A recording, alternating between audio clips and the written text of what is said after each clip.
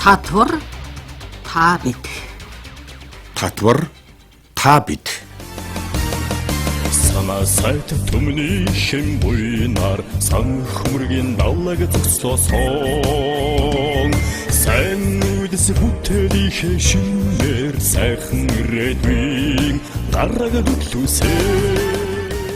Эрхэм сонсогчдод Татварын ерөнхий газар татварын мэргэжсэн зөвлөхийн нийгэмлэгтэй хамтран бэлтгэдэг Татвар та бид нэвтрүүлгийн шинэ дугаар эхэлж байна. Энэ дугаар татварын мэргэжсэн зөвлөхийн нийгэмлэгийн зөвлөх үйлчлэгийн менежментийн хорооны дарга KPMG Tax компаниг үүсгэх захирал дуурживын инх сайхныг оролцуулж байгаа. За энэ удаа бол бид энэ 2020 оны 1-р сараас эхлэн хэрэгжиж байгаа хуульд орсон цоо шин эрх зүйн тогтвортуудын тухайд бас тодруулж сонсогч олондоо ойлгоход өгье гэж ингэж бодсон юм аа. За татварын шинэ хуулиуд орсон цоо шин өөрчлөлтүүд нь олон улсын татвартай холбоотой харилцаанууд байлаа. За энэ дээр энэ үн шилжилтийн тайлагнал, үн шилжилтийн тохиолдлого асуудлыг бол хуульчилж өгсөн. Ер нь яагаад энэ үн шилжилтийн асуудал яригдаад байгаа юм бэ гэхээр олон улсад үндэстэн дамсан том компаниуд өндөр татварын хувь хэмжээтэй оронд бий болсон их ашгийг бага татварын хувь хэмжээтэй одоо тийм улсууд руу шилжүүлэх замаар одоо татвараас зайлсхийх явдал бол түгээмэл болсонтой холбоотойгоор энэ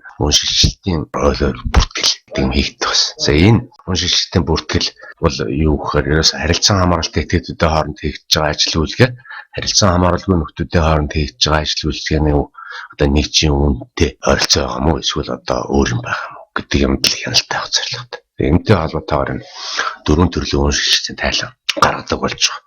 Үн шилжилтийн жилийн тайлан за энэ нэг үл жижиг компаниуд гаргана. Үн шилжилтийн одоо ерөнхий тайлан болон дотоод үн шилжилтийн тайлан гэж хоёр тайлан энэ нэг болохоор 6 тэрбум мас дэш орлолттой орлоготой тийм одоо групп компаниуд. Улс бүрийн хүн шилжилтийн тайлан гэдэг нь үндэстэн дамсан корпорацийн Монголд байгаа компани гаргана. Үндэстэн дамсан корпорацийн Монголд байгаа компани гаргасан. Үндэстэн дамсан корпорациудын нэгдсэн санхүүгийн тайлгаар орлолттой орлогын хэмжээ 1.7 их 80 төгрөгөөстэй шүү. 620-30 сая доллар мөдөө өнөөгийн аншир. Тийм орлоготой нөхдөд гарах шүү. Сая бол үн шилжилтийн тайлагнал энэ тухайд нэлээд тодорхой ойлголтыг манай сонсогч олонд өглөө. Үнэхээр бас мэдэж авах тийм шинэ ойлголт байна. За тэгээд татварын зөвлөмж хуультай холбоотой юмнууд юу байна вэ энэ тухай? Татвараас зайлсхийхийн эсрэг ерөнхий дүрм гэдэг тийм ойлголт байдаг. Энэ яг цаана ямар юм байна вөхөр ерөөсө татварын хуулийн цоорхоо ашиглаад тэгээд янз бүрийн бүтц зохион байгуулалт, янз бүрийн гэрээ хэлцэл хийгээд эсвэл янз бүрийн олон улс орны олон компаниудаас авчирчаад ингээд татвар багтлах зэмээр ашиг хүртэх. Ийм үйл ажиллагааны эсрэг дүрмэлдээ. Энэ үнийг бол хуульчилж өгсөн. Дээр нь татварын хуулийн эдрээ төвхтэй асуудлуудыг татвар төлөгчдөд одоо тайлбарлах, татварын зөвлөмж гаргадаг болж байгаа татвар алба.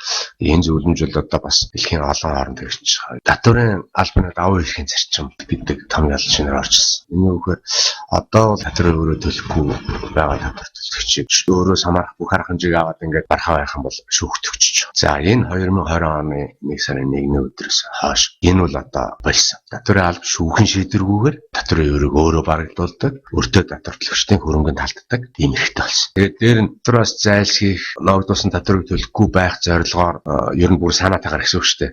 Өөрийнхөө хөрөнгийг хүмүүст үнэтэй өнгөө шилжүүлээд бусдаас авах авалгаа хүчингүй болгоод компаниа санаатайгаар дампууруулах гэдэг ингээд ирэх юм бол тэр татвар төлөхөөрөгтэй хоёр дахь этгээд нэг томьёо гаргаж ирсэн. Энэ нөлөөтэй холбоотой нэг үнэтэй өнгөө хөрөнгө авсан нөхөр бусдад өрөө хүчингүй болгуулсан тэр этгээдүүдийг татвар төлөхөөрөгтэй хоёр дахь этгээд гэж тодорхойлов. Тэгээд тэр үнэтэй өнгөө авсан хөрөнгөний дүн хүчингүй болгосон өрийн дүнтэй тэнцүү хэмжээгээр өртөө татвар төлөгчийн өөрийг барагдуулах. За ингэж барагдуулахдаа мөн татварын албанаас хэрэгжүүлж байгаа нөгөө давуу эрхийн зарчмыг хэрэгжүүлэх юм хэрэгтэй болж байгаа татварын алба. За татвар төлөх хугацааны хөнгөлт үзүүлэлт болсон. За татварын тайланг бол хялбаршуулж өгсөн байна.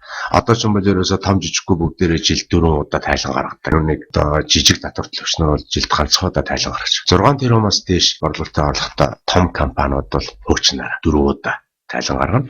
За энэс доош бусад нөхдүүд 2 удаа тайлан гаргадаг. Ийм шин зохицуулалт бол орж ирсэн. Тэр хуулийн хариуцлага нэлээд чангарсан байгаа. Татвар та бид нэвтрүүлгийн энэ дугаар KPMG Tax компаниг үүсгэх захирал татварын мэргэжсэн зөвлөхийн нийгэмлэгийн зөвлөх үйлчилгээний менежментийн хорооны дарга дуурживын инх сайхан оролцлоо.